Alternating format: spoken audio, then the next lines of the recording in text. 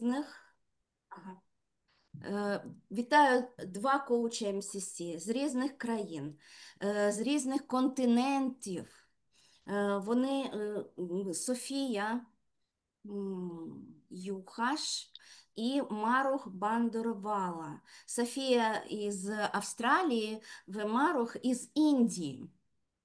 І буде діалог між ними, і дві майстра поділяться глибиною свого досвіду, що значить коучити через культуру в різних системах для C-level клієнтів. І вони також будуть запрошувати вас, учасники, до відкритого обговорення. Атмосфера глибини, поваги та натхнення гарантована. Софія, ми знайомі з тобою ще з проєкту, який проходив у нашому українському чаптеру «8 компетенцій очима MCC». Дуже дякую тобі, що ти відкрила серце і зараз сьогодні з нами. Також вдячна Mahrukh за те, що приєдналася до нас вперше. Вітаємо і передаю вам слово. Thank you so much. And I would also add for the introduction that I'm Hungarian living in Australia. So that also adds to the complexities of or the niceties of being in this international setting. It's 11 p.m. for me, so apologies if I'm not tired. I'm actually very excited, and we discussed with Mahrukh that we are having fun already even with the preparation. And what we had in mind is we introduce ourselves briefly, and then just being in conversation about how coaching came to our lives, or how we become coaches really briefly, and then also our experiences coaching in this intercultural context. And I think it wouldn't be also a full circle if I wouldn't mention Irina, that I met 2 years ago during Coach Week, and she put me in touch last year with Elena, and then I've been here a couple of times, and was very interesting and very stressful as well, because I know that you were all very prepared and asked questions that just very insightful questions. So Mahrukh, what would you like to share about yourself as you are joining me and us today? And thank you for accepting to join me today. Thank you so much, Zsofia, for inviting me, and thank you to the ICF chapter of Ukraine for inviting both of us for this assignment. I became a coach in 2008 when the recession hit the entire globe. And I wasn't a trained coach then, but I started working through a company called Right Management, which is a global company, which used to do coaching for career transition. So we would coach people who were laid off. And I just began to enjoy the process so much. And the fact that one could actually help people move from desperation-based decision-making to aspiration-based decision-making, that I realized that this was my calling in life. Before I got to coaching, I'm an HR professional. I have about 12 years of HR experience before 2006. In 2006, I was heading learning and development at Siemens in India. And then I started consulting on my own. I got into coaching in 2008 through this entire career transition piece. I got my PCC in 2015, and I got my MCC very recently. I did my level 3 with Zsofia and Camilla, who's another Italian coach. So this has been such a rich intercultural journey, even of learning, that I think every time you engage with a client or coach from a different culture, from a different background, there is such a lot of nuanced understanding that you yourself pick up, things that you hadn't expected, things that you hadn't noticed before. You start noticing so much more. And at the end of the day, as coaches, that's what we do, right? We observe, we notice, and absorb that which we need to in that session. So that's a little bit about me. Zsofia, would you like to talk about your background, and then we talk about how we met in the whole intercultural space of the Humanitarian Coaching Network? Yeah, thanks, Mahrukh. So my experience is also in HR, and I came across coaching 20 years ago, and similar to Mahrukh, not in Siemens, in AstraZeneca at the time in Hungary. And I did a training which I would call leader as coach. And then after that, I had children, so it wasn't, I didn't really use it. I wasn't deliberate in using it. And then 6 years later, compared to that, nearly 16, 15 years ago, when I had already had 3 children, I was at the crossroads in my career. Shall I continue in HR? What do I do? What do I don't like to doing? What do I love doing? And then through a bit of research, coaching came up again, and I enrolled into a 1-year course. And after that, again, as you know, that one door opens or you see more opportunities.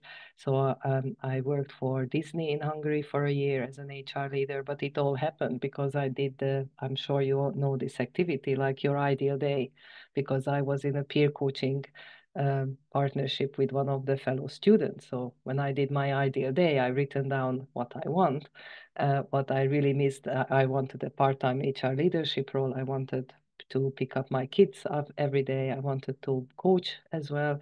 And then what happened was that all this happened within 6 months, I would say. But then I wasn't aware, or I didn't put down, is how I wanted to work. Because with my work in Astra, I only knew permanent employment.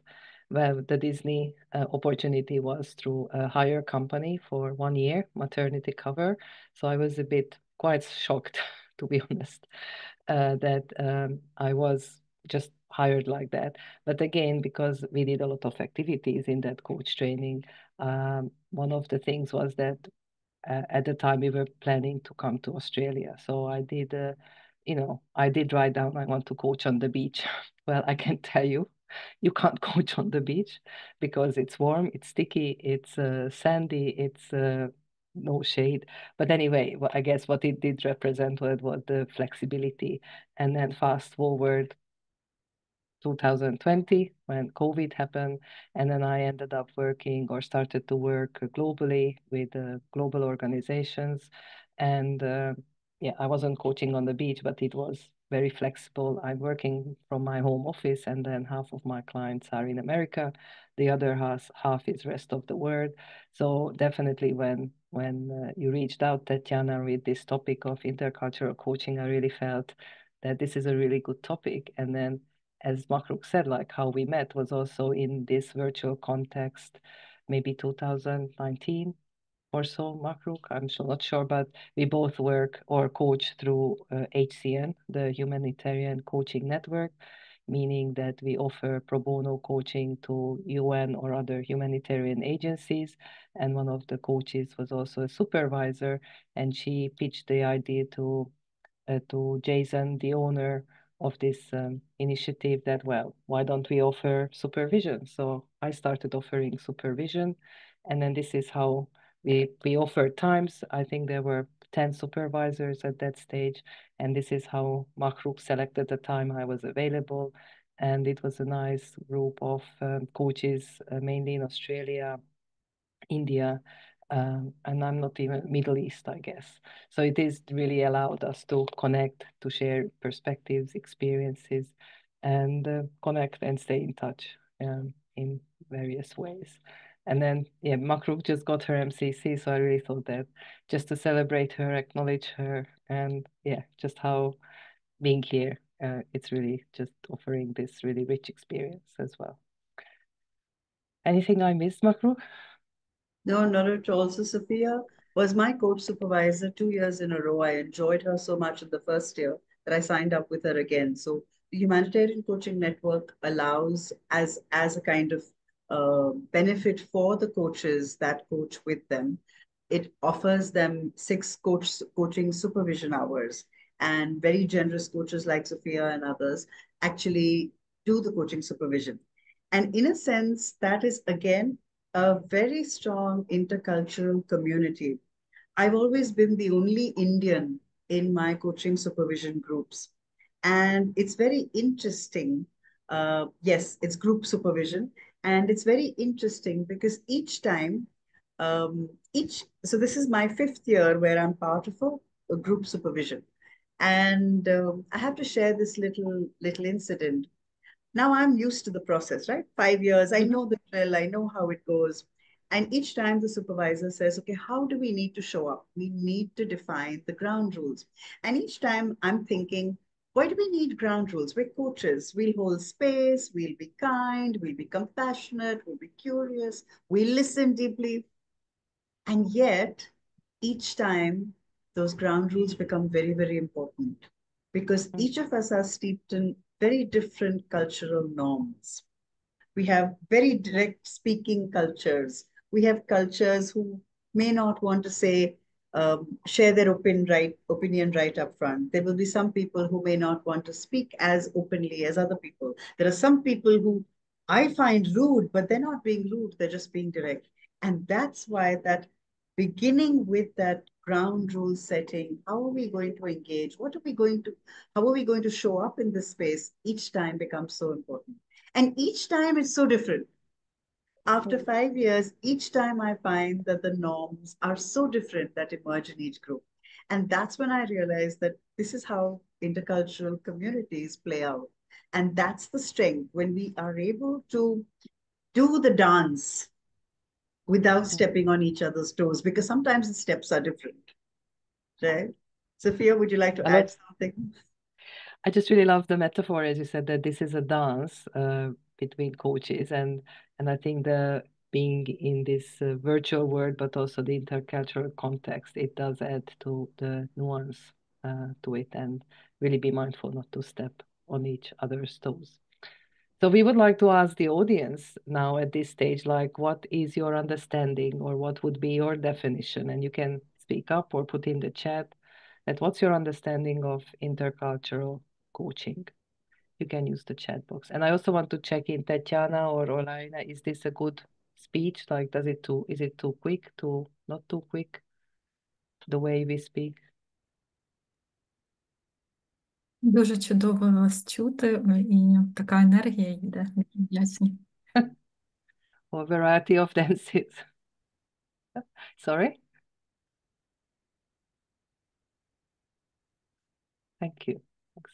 Oksana says it's actually a whole variety of dances. Absolutely. Absolutely. They're different dances, and yet we're trying to match the steps. And a completely new dance emerges. Yes. Mm-hmm.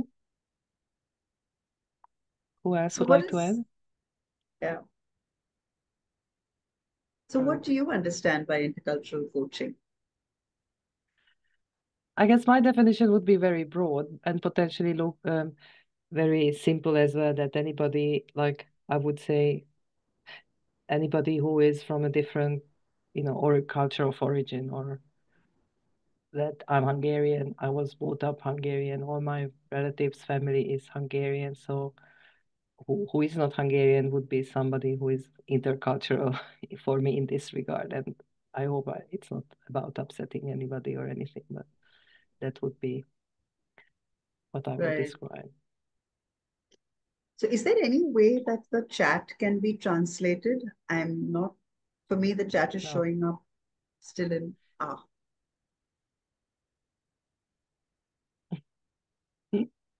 Beautiful. Okay. Beautiful. Thank you. Yes. And the learning is really between the space between what you know and I know, and what emerges in that space of not knowing. And in the intercultural space, that space of not knowing could be wider, could be broader, and yet we can span it. Yes. Zsofia, one of the things, so you said something very interesting. It's a different when you're coaching across countries. So I have to share. So I come from a country that's very, very diverse. And I find that within India, we have over 30 states. We have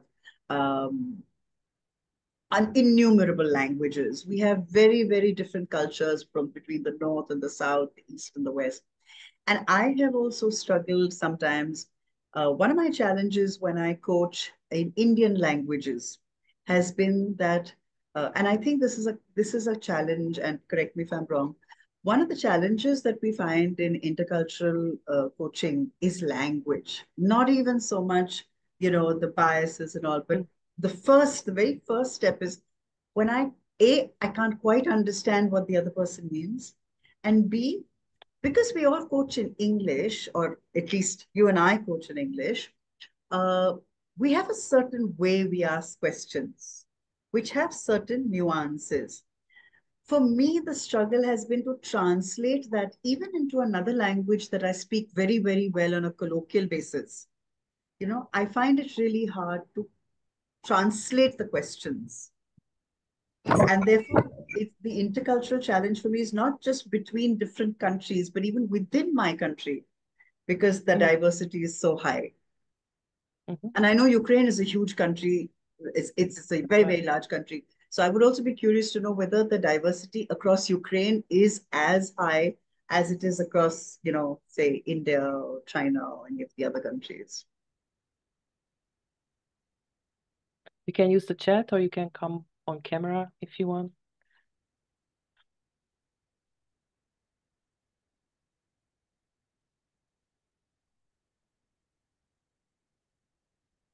Zsofia, while people are answering, what has been your most challenging intercultural coaching assignment?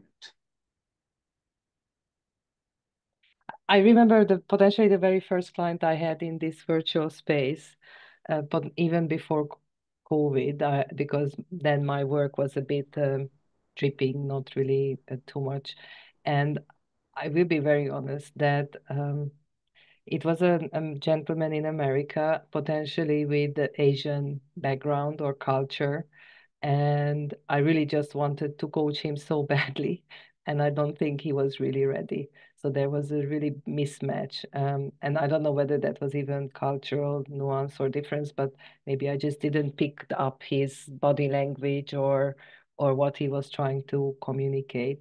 And then and over time with experience and the more regular I coached from different cultures and countries, it just became more of a second nature and became very easy to notice. What was your experience, Mahrukh? So interestingly, my very first intercultural coaching assignment was with an Australian woman who'd just been laid off. Remember, I wasn't a credentialed coach then. I was doing career transition coaching. And she was so angry. And she was angry with the organization. But I became the target of her anger because I was the coach, right? And I was a coach hired by the organization she was angry with.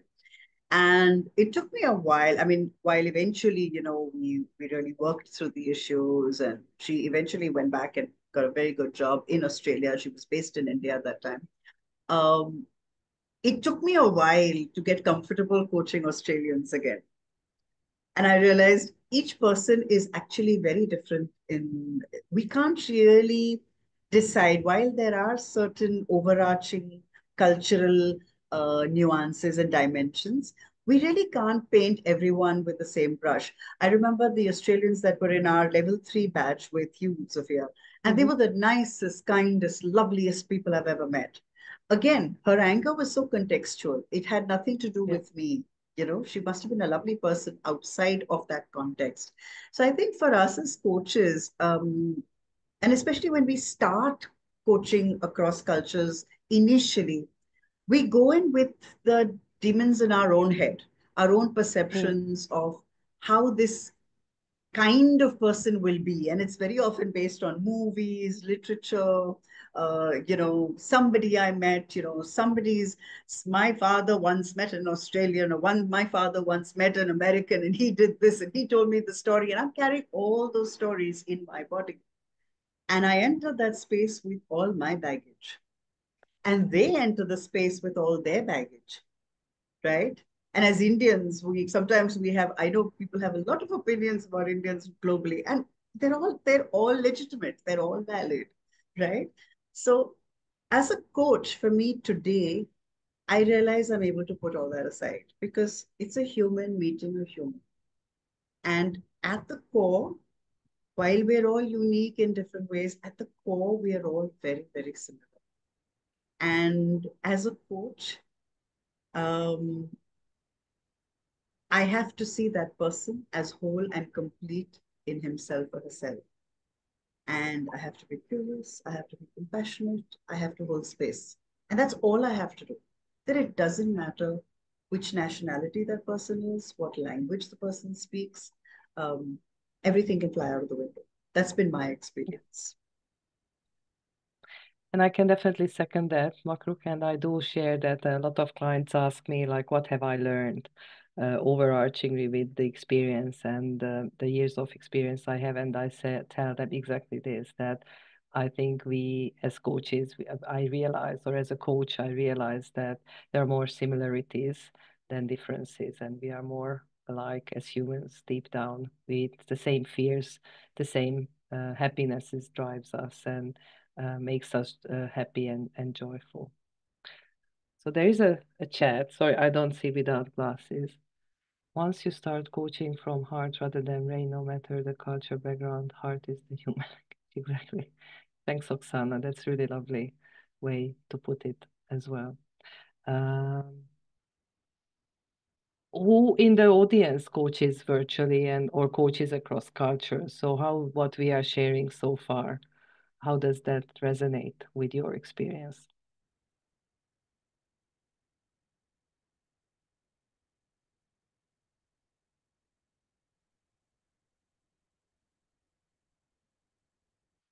Who would like to add, apart from Oksana?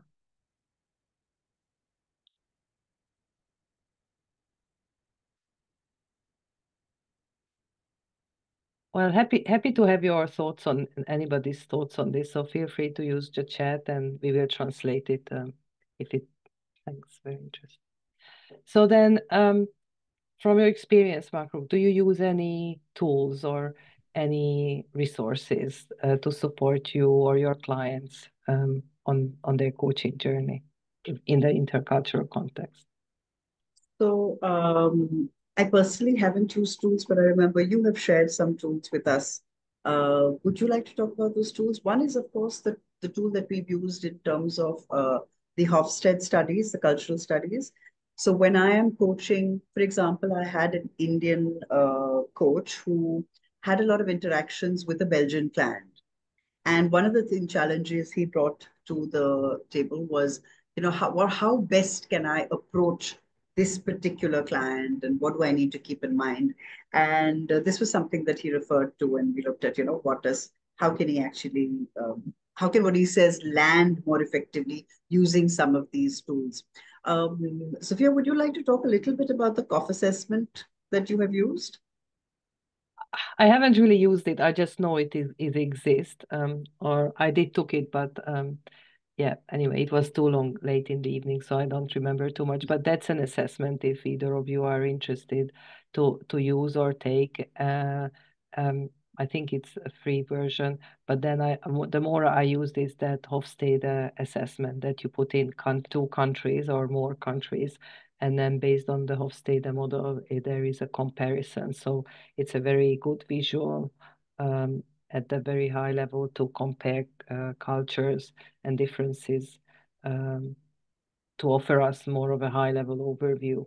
So as you said that, that Australian client or whatever context that was, that it could be very beneficial just at a high level to use. So as I'm hearing you speak, one of the tenets of coaching is meet the client where they are. And sometimes when you're coaching across cultures, you're not very sure where they are. So something like this particular tool can help you to kind of gauge where the client is with a little easier. Zsofia, as you are the master of the competencies, I want to ask you, are there specific competencies? We'll take the question, Tatiana, in a minute. Are there specific competencies that you think are more relevant when we are doing intercultural coaching? Over and above, of course, everything is important, but is there anything more specifically that you think we need to focus on? Well, yeah, I think competency 4.1, 4.2 stands out for me. And I know that the audience is also very experienced. So is there any other competency either of you would add that relates to the cultural, and I can put in the chat. Maybe I don't because it's only a PDF. But which competency comes to mind to either of you that you would use?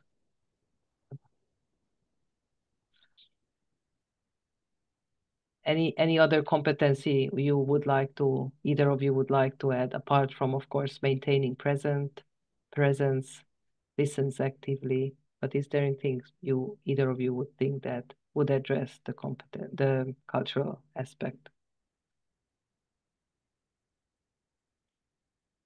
Because 4.1 and 2 talks about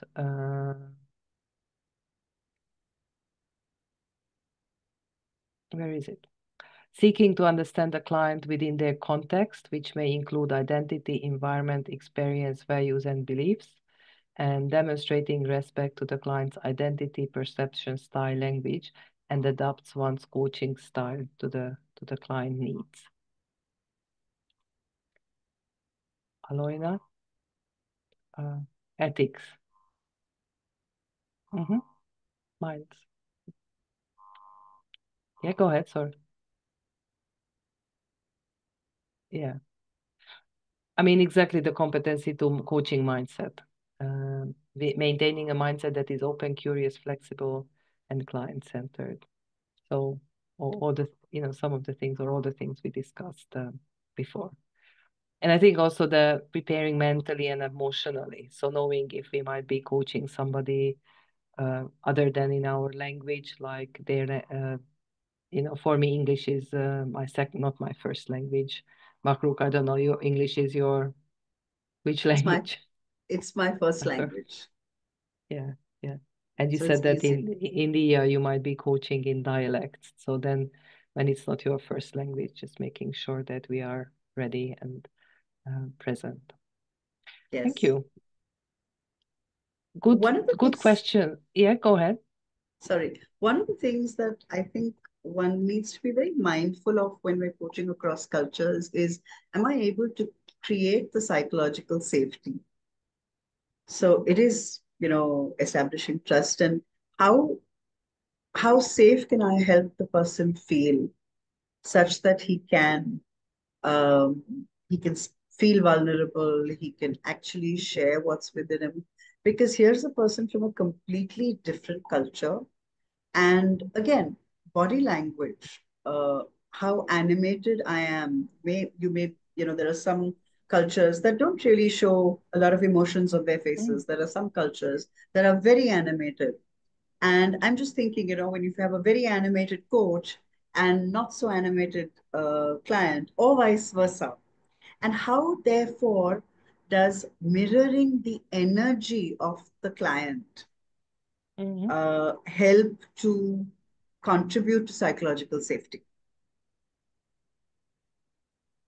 Because sometimes I find that it can be and this can happen even within your own culture. If you have a person who's not maybe, their energies are low, they're quite withdrawn.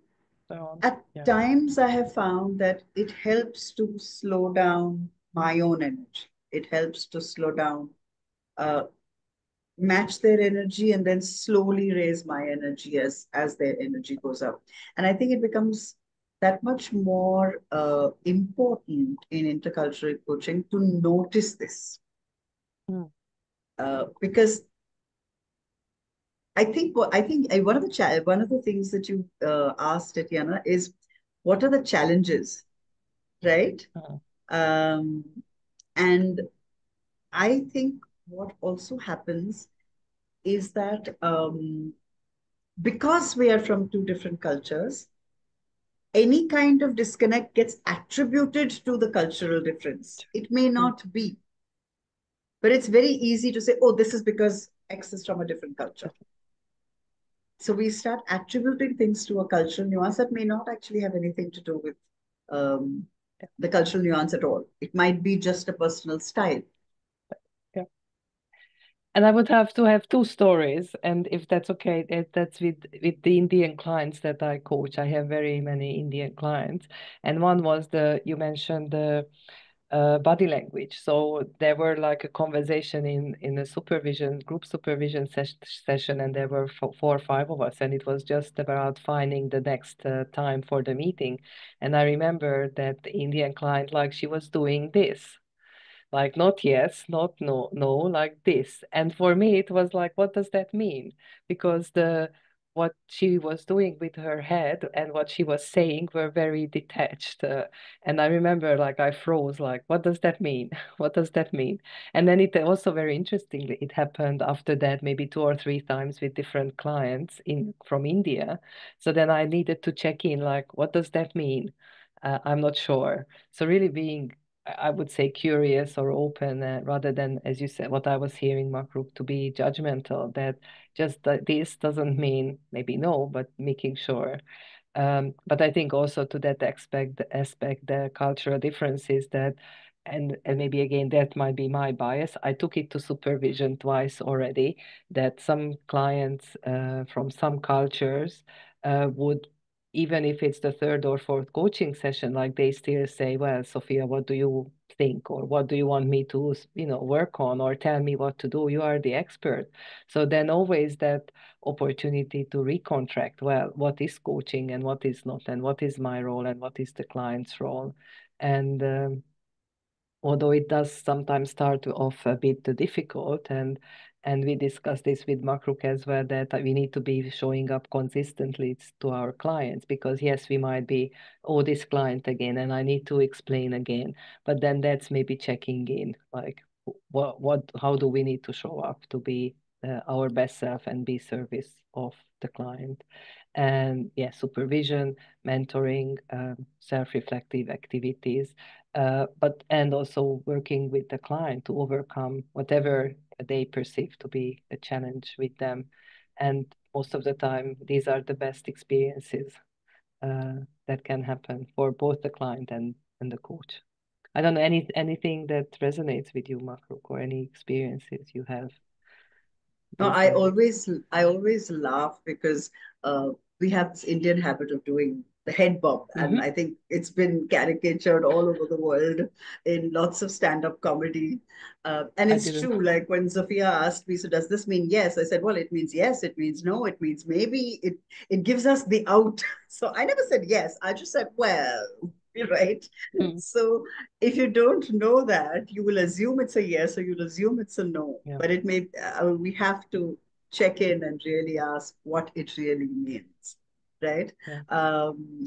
Marina, thank you for sharing this book on Erin Meyer's book on the culture map. This is really indeed a very, very useful resource.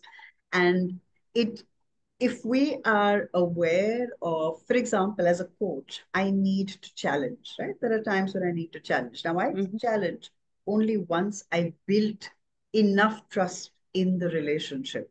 But if I have, if I have a sense of what challenging means in this culture, how comfortable are they with being challenged? How does feedback land in this particular culture? It just helps me to be a little more conscious about the way I need to challenge my client. Right? I may have a particular way of doing it, which works with 80% of my clients. But the minute I sense that there is a cultural nuance with a particular client that I am not completely in sync with, it means I need to do my homework as a coach. Right? While having coaching presence and while having the coaching mindset, everything, if I just do a little more homework about the culture, I think it helps me to navigate the relationship with a little more confidence for myself. I may do nothing differently, but the fact that I've done my homework helps me to navigate it a little with a little more assurance. Absolutely. And I think there is Oksana put it in the chat that, asking the client clarification, body language doubts, place of curiosity. And what Mahrukh was saying, that maybe also even asking, like, what is it that I need to know about your culture? Or maybe what is a misconception or a perception about your culture that you know of? Again, we can do our own research, but using our curiosity as Yes. well, or maybe checking in, this is what I know of your culture. Is it true or not from your Yes. experience? But again, as we Beautiful. discussed that, we are more, sorry? I think that's beautiful what you just said. Just be curious. If there's something that Yeah. is not landing or you haven't understood, ask, you know? Yeah. Yeah. And I'm Uh, reading, studying ethnocultural psychology helps me a lot. Well, I'm definitely going to look this up. It's very interesting. mm, Never heard. So that's the thing. We are learning as well. And maybe that's a good segue, Mahrukh. Like, how do you keep up your continue learning and growing as an intercultural coach? so for me, I think there are 2, 3 ways one could do it. I think if one is with the aggregators like BetterUp or Ezra, uh, by design, you get uh, exposure across cultures because you then have access to clients across the globe.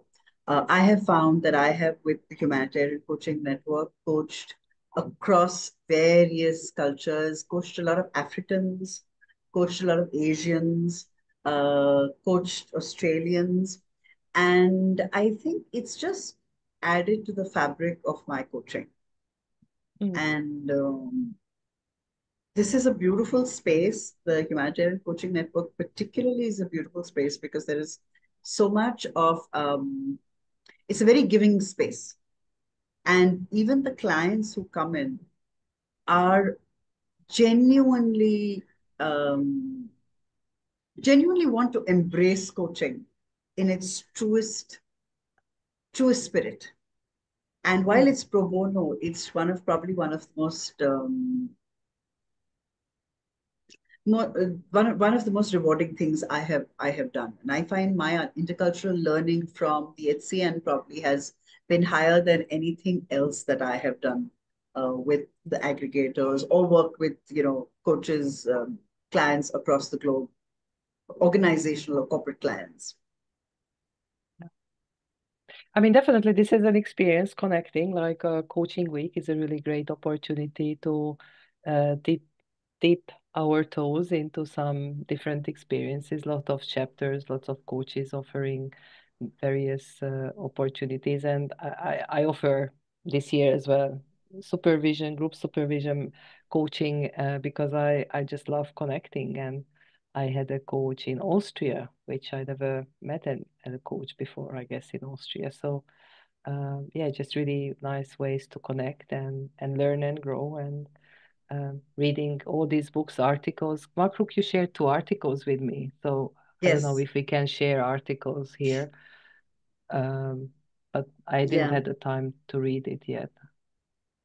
There is also lots of ways, attending webinars as well. And I would also, like, you are here in an ICF context, and volunteering with the ICF for me was also, and I'm sure Mahrukh for you as well, that not just locally, but globally. So there are Yes. lots of ways to give back and be part of communities globally as well. Zsofia, can Does the audience, sorry, Sorry, Dad, yeah, go no, ahead. let's ask the audience if they have any questions. Then I have a question. So audience, who has a question and what question do you have?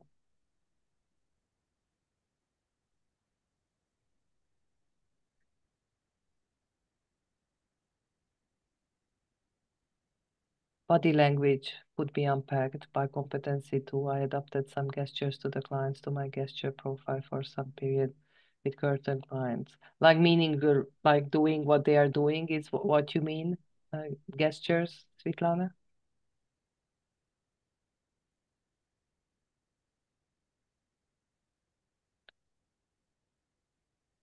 And I think I don't know.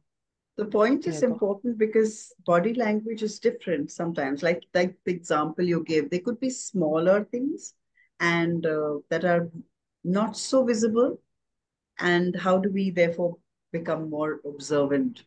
Um, there's some more messages. Let's look at that. Yeah. In your opinion, I what do like this clients? question. Yes, in your opinion, what do clients gain from engaging in cross-cultural coaching? I think that's a wonderful question. Zsofia, would you like to take it first? what came up for me is a client in America, and then I always ask this client if I meet a new client, or this question like, what made you select me? Not why, but what made you select me? And he was a male in the middle of America, I think Texas. It was around just the start of the pandemic. And then he said, well, you came up and two or three other coaches, and they were male and white and looked like me. So I wanted somebody who is different, and whatever different for him meant. And I also have very similar comments around, oh, I wanted a female to better understand the challenges, or I wanted somebody who is very different than me. And at the moment, I have a client or clients in Asia, and one is actually quite young and very senior. And then he said he's called the baby GM because everybody is white and more experienced in the peer setting, or the opposite, that it's a client or in Singapore, male, Asian background, but all his team members, that his direct reports are based in Australia, and white and male. So I think that's, although that's as a female, I would assume that, well, males don't have problems with each other. Well, it turns out to be the opposite, that there are lots of, I guess, this gender, culture, hierarchy, that it's an Asian leader, the direct reports are in Australia. So there are all these various aspects of challenges. So the question was, what they are hoping or what they are gaining, I think, is that maybe hopefully realizing the same, what we just shared with you, that it's more ways to dance to the same rhythm. And then we're just going to expand our own awareness professionally as well. And I think with this virtual reality, that it does happen a lot as well. I'm sure for a lot of clients, they're based in Taiwan maybe, or China, and their leaders or the organization they work for are in the different part of the world. So this culture is not just the American companies in a one country, but then there could be other factors to that as well. So it's really fascinating, very challenging at times, very nuanced and rich at other times. Mahrukh, what would you like to add? So I just want to share some examples of intercultural coaching within my own country. So as I said, there are so many different cultures within our country, and there are different ways of living, there are different social norms. And I find it very interesting that very often when I coach, when I'm allocated, so it's not that they have selected me, I've been allotted in a corporate assignment to typically a male from a particular part of the country where patriarchy is very strong. And I find that as we go along the coaching engagement, slowly I see shifts in the way they begin to engage with women. I have clients who've come back and said that their wives told them that they're listening to them more. Right? Now, whether that's coaching or whether it's because they're being coached by a woman who they're learning to listen to in a particular context, I can't say. But there seems to be a certain acceptance of a particular kind of diversity that they have not experienced before. And the ability to see value in engaging with that different kind of diversity, whether it's geographical diversity, cultural diversity, gender diversity. And the minute there is that engagement with that diversity, those barriers, even outside of the coaching room, seem to start lowering. And I think that's something that I think really I've seen shifting. There's a question from Svetlana that says, what do you learn from cross-cultural coaching and bring to native speaking clients? I'm not sure I understand the question. Zsofia, would you be able to respond to that?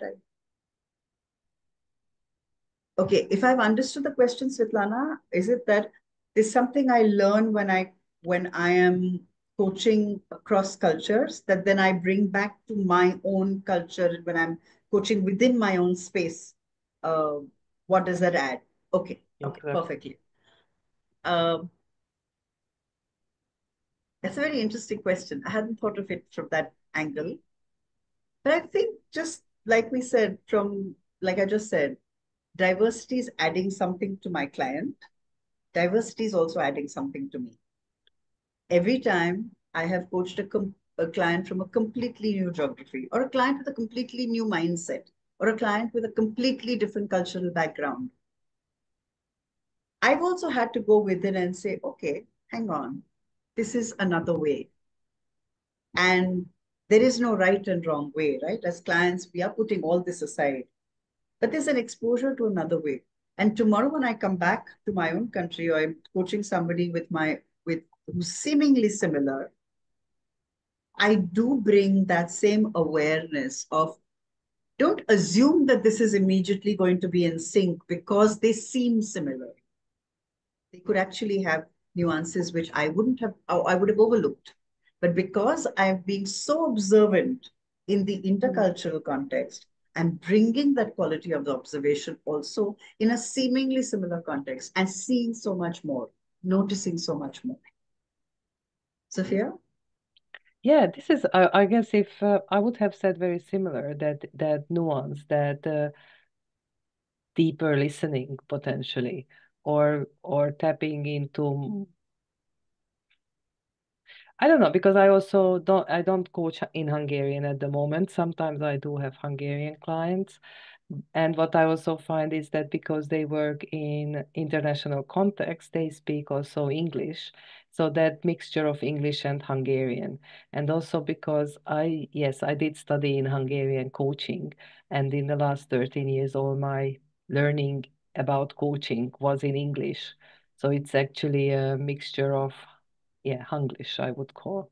And potentially I also said that I don't know how to ask this question in Hungarian. And then I start and then I actually able to finish it. So what do I learn from? Yeah, just being more observant, listening deeper, discerning with a different ear potentially or different eye.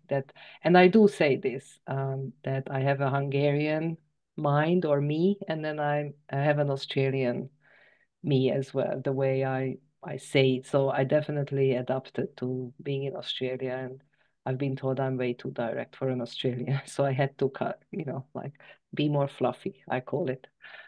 So definitely that aspect maybe also in my English or in my Hungarian comes through. Great question, Svetlana. Thank you. Given we have a couple more minutes, if what a question either of you have.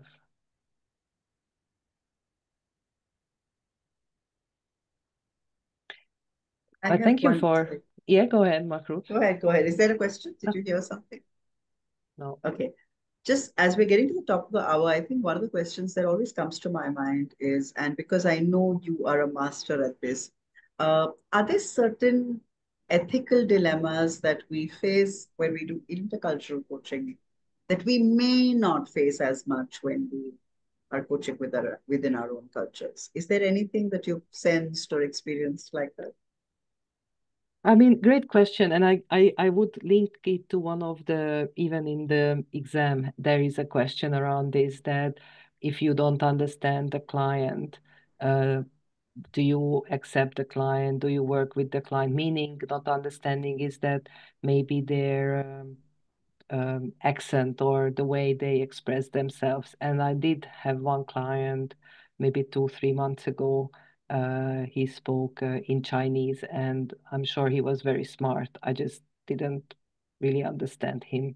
And I told him that he would benefit from somebody else, because we could potentially spend a lot of time back and forth just trying to make sure that I understand. He really had a strong accent, and I did have clients with very strong accents. But yeah, this one for some reason wasn't. I thought that he would benefit from somebody. So that's the only sort of ethical comes up for me, but I'm sure there are many others as well to consider. I'd like to ask the you, group. Mahrukh, or others have any? I'd like to ask the group, are there any ethical dilemmas that they have faced? I haven't per se faced any ethical dilemmas.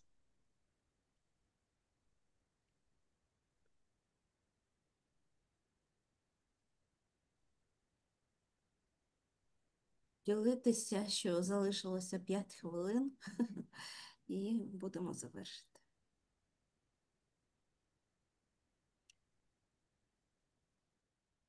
Yeah. And this is what I had in mind, especially I don't know how long you've been all sitting here, and then I on my behalf want to thank Tatiana Olaina for having us and reaching out. And I would like to ask before Mahrukh closes that what's your learning or takeaway? Over to you, Mahrukh. I think for me, this is the first time I've been in a Zoom room with translators, and I think that's been very interesting. And had you told me before that we'd been doing this, I would have been very scared. But I think it's beautiful the way you'll have done it. I think it's just beautiful the way you'll have done it. I'm blown away. Well, I'll be a lot braver next time. well, last time we had Dennis translating, hope he's well, because he was great. And yeah, I thought, yeah. So anyway, thank you for having us. And we would be just one takeaway or learning in the chat. If you would like to share, I would, and I'm sure Mahrukh as well would appreciate. And thank you. Enjoy the rest of Coach Week.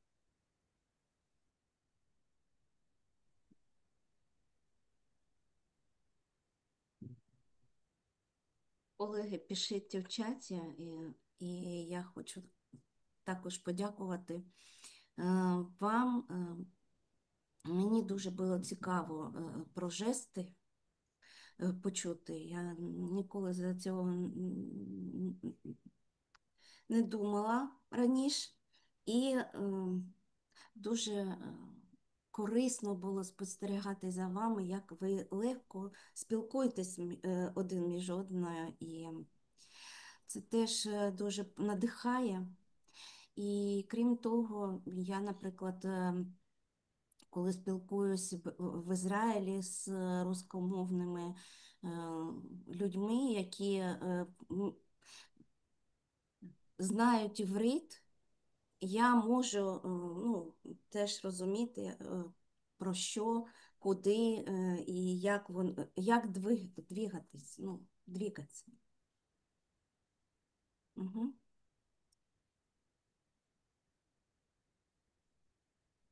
Thank you, Aloina. Thank you. І хочу подякувати Аліні за такий яскравий і надихаючий переклад з емоціями. Аліна, дякую тобі. Угу.